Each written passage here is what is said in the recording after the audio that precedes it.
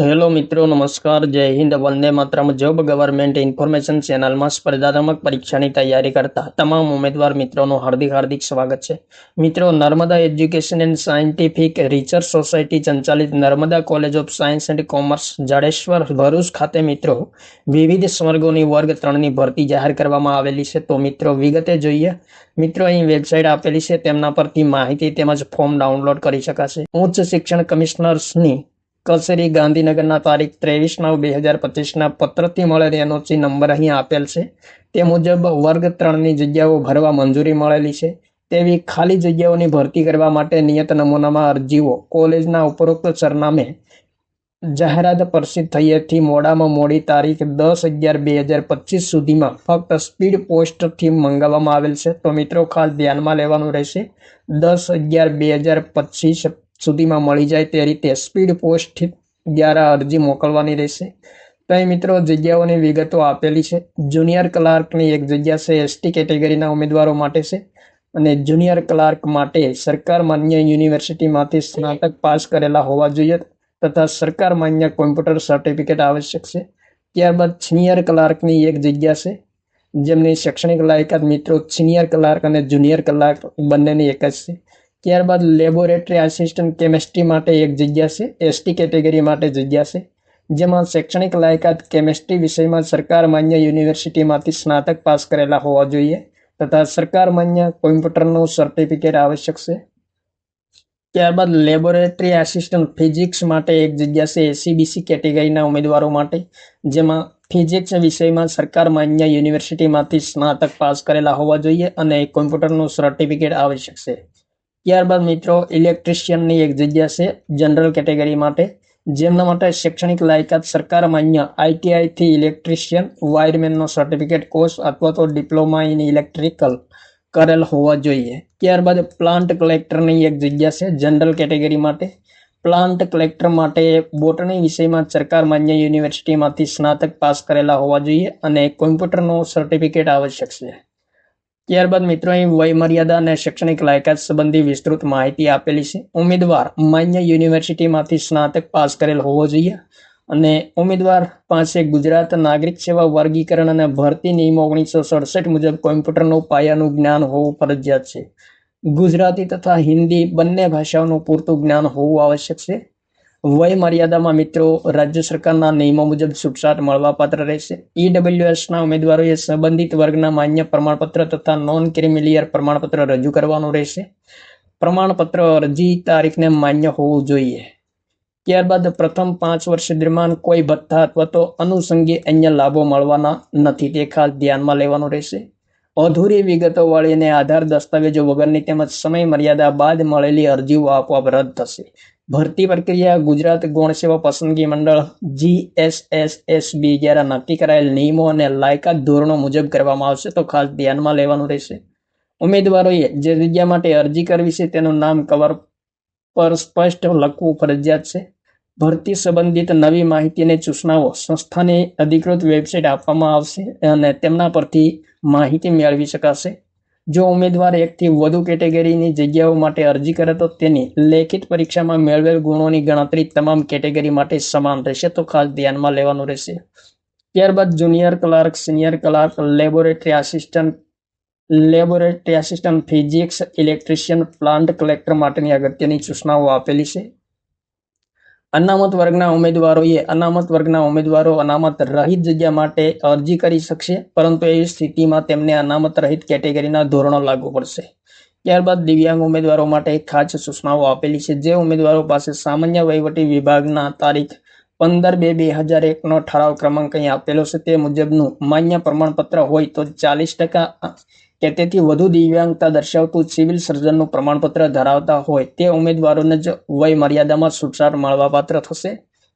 તો આ માટે સરકાર માન્ય hospital superintendent, civil surgeon, medical board દ્વારા આપવામાં આવેલ પ્રમાણપત્ર જ માન્ય ગણાશે, તે ખાસ ધ્યાનમાં લેવાનું રહેશે. અને આવું પ્રમાણપત્રના આધારે ઉપલી વય મર્યાદામાં 10 વર્ષની છૂટછાટ મળશે દિવ્યાંગ ઉમેદવારોને, જે 45 વર્ષની વય મર્યાદામાં મળશે. ત્યારબાદ માજી સૈનિકના ઉમેદવારો માટે અગત્યની જોગવાઈઓ આપેલી છે. એવા ઉમેદવારો જેમણે ભારતીય સશસ્ત્ર દળમાં ઓછામાં ઓછા 6 મહિના સુધી સેવા આપી હોય અને હાલ તેઓ પાસે એક્સ સર્વિસમેન તરીકે માન્ય ઓળખ કાર્ડ તથા મુક્તિનો પુરાવો હોય તો તેઓને ઉચ્ચ વય મર્યાદામાં છૂટછાટ મળશે. છૂટછાટ એવી રીતે ગણાશે કે તેમણે આપેલ ફરજનો સમયગાળો ઉપરાંત 3 વર્ષ સુધી વધારાની છૂટછાટ મળશે. ત્યારબાદ નાગરિકતા સંબંધી અને વય મર્યાદા સંબંધી સ્પષ્ટતા કરેલી છે. ઉમેદવારની ઓછામાં ઓછી ઉંમર 20 વર્ષ હોવી જોઈએ અને વધુમાં વધુ 35 વર્ષની હોવી જોઈએ. અને વય મર્યાદામાં મિત્રો નિયમો અનુસાર છૂટછાટ મળવાપાત્ર રહેશે. તો અહીં વય મર્યાદામાં જે છૂટછાટ મળવાપાત્ર છે તે તમામ માહિતી આપેલી છે. તો સામાન્ય કેટેગરીના મહિલા ઉમેદવારોને 5 વર્ષ, અનામત કેટેગરીના પુરુષ ઉમેદવારોને 5 વર્ષ. ત્યારબાદ આર્થિક રીતે નબળા વર્ગ EWSના પુરુષ ઉમેદવારોને 5 વર્ષ. ત્યારબાદ અનામત કેટેગરીના મહિલા ઉમેદવારોને 10 વર્ષની છૂટછાટ મળશે. સામાન્ય કેટેગરીના શારીરિક અશક્તતા ધરાવતા પુરુષ ઉમેદવારોને 10 વર્ષ અને સામાન્ય કેટેગરીના શારીરિક અશક્તતા ધરાવતા મહિલા ઉમેદવારોને 15 વર્ષ. અનામત કેટેગરીના શારીરિક અશક્તતા ધરાવતા મહિલા ઉમેદવારોને 20 વર્ષની છૂટછાટ મળવાપાત્ર રહેશે. આ તમામ છૂટછાટ છે જે મિત્રો 45 વર્ષની વય મર્યાદા એટલે કે 45 વર્ષ સુધી મળવાપાત્ર રહેશે. ત્યારબાદ માજી સૈનિકના ઉમેદવારો માટે ફરજના સમયગાળા ઉપરાંત 3 વર્ષની છૂટછાટ મળવાપાત્ર થશે. ત્યારબાદ મિત્રો કોમ્પ્યુટરના જ્ઞાન સંબંધી સ્પષ્ટતા કરેલી છે. તો રાજ્ય સરકારના નિયમો મુજબ કોઈ પણ તાલીમી સંસ્થાનું પ્રમાણપત્ર માર્કશીટ ધરાવતા હોવા જોઈએ અથવા તો કોઈ માન્ય યુનિવર્સિટી સંસ્થામાંથી કોમ્પ્યુટર વિષય તરીકે કોઈ પણ કોર્સ, ડિગ્રી કે ડિપ્લોમા કરેલ હોવો જોઈએ અથવા ધોરણ 10 કે ધોરણ 12ની પરીક્ષા કોમ્પ્યુટર વિષય સાથે પાસ કરેલ હોવી જોઈએ. અહીં મિત્રો ખાસ નોંધ આપેલી છે કે જો ઉમેદવાર પાસે આ તબક્કે માન્ય કોમ્પ્યુટર સર્ટિફિકેટ ના હોય તો અરજી કરી શકશે, પરંતુ પસંદગી થયા બાદ નિયુક્તિ મેળવતા પહેલા ઉમેદવારે કોમ્પ્યુટર બેઝિક નોલેજ પરીક્ષા પાસ કરીને સર્ટિફિકેટ રજૂ કરવાનું રહેશે. ત્યારબાદ શૈક્ષણિક લાયકાત સંબંધી સૂચના આપેલી છે. ત્યારબાદ મિત્રો પરીક્ષા પદ્ધતિ વિશે ખાસ સ્પષ્ટતા કરેલી છે. તો તમામ સૂચનાઓ એક વખત વાંચી લેવી જરૂરી રહેશે. ભાગ 1 સામાન્ય પ્રારંભિક પરીક્ષા સંબંધી મિત્રો સ્પષ્ટતા કરેલી છે. પરીક્ષાનો સમય 60 મિનિટનો રહેશે, 1 કલાક અને કુલ ગુણ 100 રહેશે. જેમાં મિત્રો તર્કશક્તિના 40 ગુણ, પરિમાણાત્મક અભિરુચિના 30 ગુણ, અંગ્રેજી ગ્રામરના 15 ગુણ, ગુજરાતીના 15 ગુણ, ટોટલ મિત્રો 100 ગુણના પ્રશ્ન રહેશે. સામાન્ય પ્રારંભિક પરીક્ષાના નિયમો અને સૂચનાઓ મિત્રો આપેલી છે. તો બહુ વિકલ્પી પસંદગી પ્રશ્ન MCQ પરીક્ષા પદ્ધતિ લેવામાં આવશે સામાન્ય પ્રારંભિક પરીક્ષા, જેમાં મિત્રો ઉમેદવારોએ તમામ પ્રશ્નના જવાબ આપવાના રહેશે. દરેક પ્રશ્નનો 1 ગુણ રહેશે અને 0.25 નકારાત્મક નેગેટિવ માર્કિંગ રહેશે. મિત્રો ખાસ અગત્યની વાત એ છે કે પ્રયાસ ન કરેલ નોટ એટેમ્પ્ટેડ વિકલ્પ રહેશે, જેમના પર ક્લિક કરવાથી મિત્રો 0.25 માર્ક કાપવામાં આવશે નહીં, તો ખાસ ધ્યાનમાં રહેવાનું રહેશે. અશક્ત દિવ્યાંગ ઉમેદવારોને દરેક કલાક માટે વધારાનો 20 મિનિટ, 1 કલાક માટે 1 કલાક 20 મિનિટ સમય સુધીનો સમય આપવામાં આવશે. તો દિવ્યાંગ ઉમેદવારોએ ખાસ ધ્યાનમાં લેવું. જો ઉમેદવાર પ્રશ્નમાં આપેલ વિકલ્પમાંથી કોઈ વિકલ્પ પસંદ નહીં કરે તો તે માટે પણ 0.25 નકારાત્મક ગુણ ગણવામાં આવશે. મિત્રો પ્રારંભિક પરીક્ષા બાદ સામાન્ય વહીવટી વિભાગના ઠરાવ 18/5/2023ના પરિપત્ર મુજબ મુખ્ય પરીક્ષા ઓબ્જેક્ટિવ ટાઈપ પરીક્ષા ગ્રુપ A માટે વર્ણનાત્મક અને ગ્રુપ B માટે MCQ પ્રકારની લેવામાં આવશે. મુખ્ય પરીક્ષાની વિગત એપેન્ડિક્સ G મુજબ અને અભ્યાસક્રમ મિત્રો એપેન્ડિક્સ S મુજબ રહેશે. તો અહીં મિત્રો ઘણી બધી અગત્યની સૂચના આપેલી છે. મુખ્ય પરીક્ષા માટે લાયક ગણાયેલા ઉમેદવારોની યાદી મેરિટના આધારે તૈયાર કરવામાં આવશે, જેમાં પ્રારંભિક પરીક્ષા પાસ કરેલા ઉમેદવારોમાંથી લગભગ 7 ગણા ઉમેદવારોને મુખ્ય પરીક્ષા માટે લાયક ગણવામાં આવશે. ત્યારબાદ મુખ્ય પરીક્ષા સિનિયર ક્લાર્ક માટે અહીં મિત્રો 3 વિષયો આપેલા છે. તો ગુજરાતી ભાષા કૌશલમાં મિત્રો 100 ગુણનો પ્રશ્ન રહેશે અને સમય 3 કલાક રહેશે. અંગ્રેજી ભાષા કૌશલમાં 100 ગુણનો પ્રશ્ન, સમય 3 કલાક. સામાન્ય અભ્યાસનો 150 ગુણનો પ્રશ્ન અને સમય 3 કલાક રહેશે.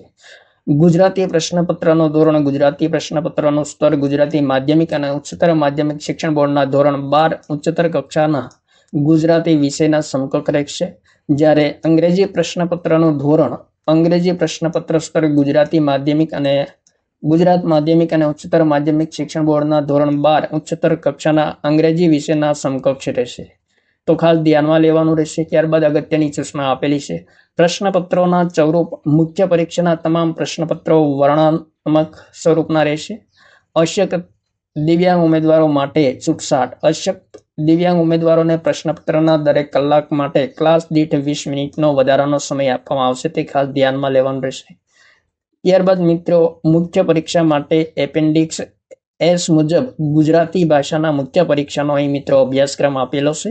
કુલ ગુણ 100 રહેશે. સમય મિત્રો 3 કલાક રહેશે. તમામ મુદ્દાઓ આપેલા છે, તો એક વખત ખાસ વાંચી લેવા જરૂરી છે. ત્યારબાદ મિત્રો પેપર 2 અંગ્રેજી ભાષાનું રહેશે. મુખ્ય પરીક્ષા માટે મીડિયમ અંગ્રેજી રહેશે. તો તેમના તમામ મુદ્દાઓ આપેલા છે. પ્રશ્નપત્રનું ગુણપત્રક આપેલું છે, તે મુજબ તૈયારી કરવાની રહેશે. ત્યારબાદ પ્રશ્નપત્ર 3 જેમાં જનરલ સ્ટડીઝ સામાન્ય જ્ઞાન, જેમના મિત્રો 150 ગુણનું પ્રશ્નપત્ર રહેશે અને સમય મિત્રો 3 કલાકનો રહેશે. તો તેમને સંબંધિત તમામ મુદ્દાઓ આપેલા છે, તો તમામ મુદ્દાઓ એક વખત વાંચી લેવા જરૂરી છે. ત્યારબાદ મિત્રો આગળ જોઈએ તો વિવિધ મહત્વપૂર્ણ માહિતી આપેલી છે.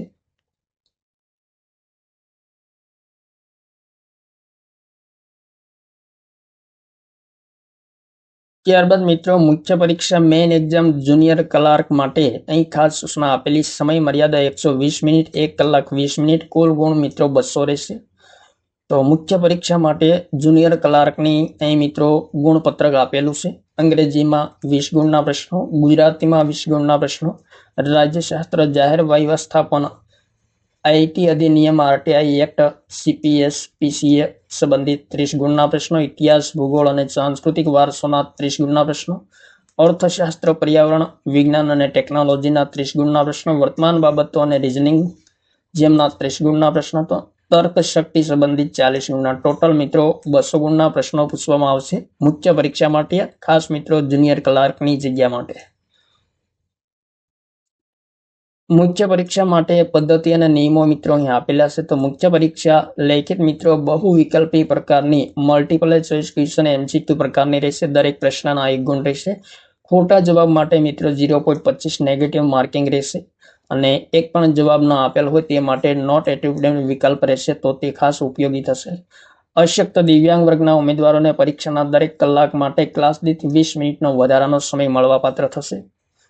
ત્યારબાદ મિત્રો લેબોરેટરી આસિસ્ટન્ટ, કેમેસ્ટ્રી અને ફિઝિક્સ તેમજ ઇલેક્ટ્રિશિયન અને પ્લાન્ટ કલેક્ટર માટે પરીક્ષા પદ્ધતિ વિશે સ્પષ્ટતા કરેલી છે. તો રાજ્ય સરકારના સામાજિક વહીવટી વિભાગના તારીખ 8/11/2023 ઠરાવ ક્રમાંક આપેલ છે. તે મુજબ વર્ગ 3ની તકનીકી તથા અતકનીકી પદો માટે સીધી ભરતીની પ્રક્રિયા ભરતી નિયમો અને પરીક્ષા પદ્ધતિ મુજબ હાથ ધરવામાં આવશે. પરીક્ષા પદ્ધતિને માપદંડ તેમજ પરીક્ષા 2 ભાગમાં લેવામાં આવશે. ભાગ 1 પ્રારંભિક અને ભાગ 2 મુખ્ય પ્રશ્નપત્રનું સ્તર સંબંધિત શૈક્ષણિક લાયકાતને સમકક્ષ રહેશે.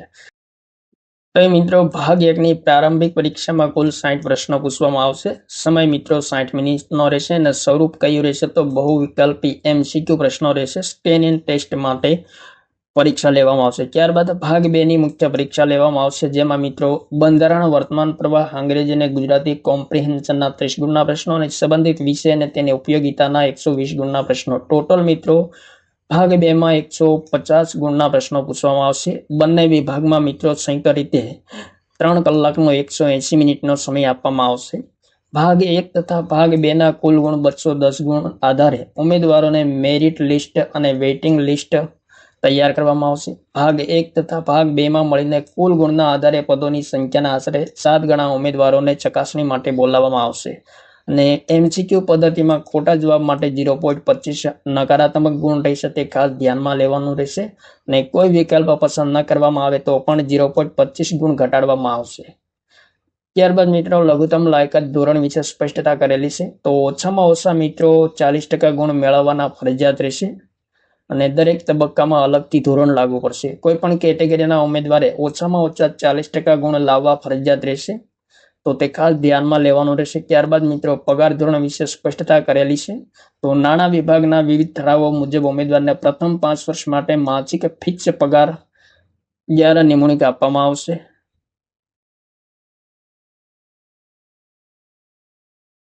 ત્યારબાદ સામાન્ય સૂચનાઓ કેટલીક આપેલી છે અરજી સંબંધિત, તો તમામ સૂચનાઓ એક વખત વાંચી લેવી. ફોટોગ્રાફ સંબંધિત, મોબાઈલ નંબર સંબંધિત, ત્યારબાદ માહિતીના શાસન સંબંધી એટલે કે પ્રમાણપત્રોની ખરાઈ સંબંધી તમામ સૂચનાઓ આપેલી છે અને સંપૂર્ણ ભરતી પ્રક્રિયા નીચેના નિયમો હેઠળ રહેશે. ગુજરાત જાહેર સેવા વર્ગીકરણ અને ભરતી નિયમો 1967 સંબંધિત પદ માટે ઘડાયેલ વિશિષ્ટ ભરતી નિયમો તો ખાસ મિત્રો ધ્યાનમાં લેવાનું રહેશે. અને 30/10/2025 રોજ Narmada education and scientific research society સંચાલિત Narmada college of science and commerce Jadeshwar Bharuch દ્વારા ભરતી બહાર પાડવામાં આવેલી છે. તો જે ઉમેદવારો રસ ધરાવતા હોય તેમણે ખાસ ભાગ લેવો. થેન્ક યુ મિત્રો. જય હિન્દ. વંદે માતરમ.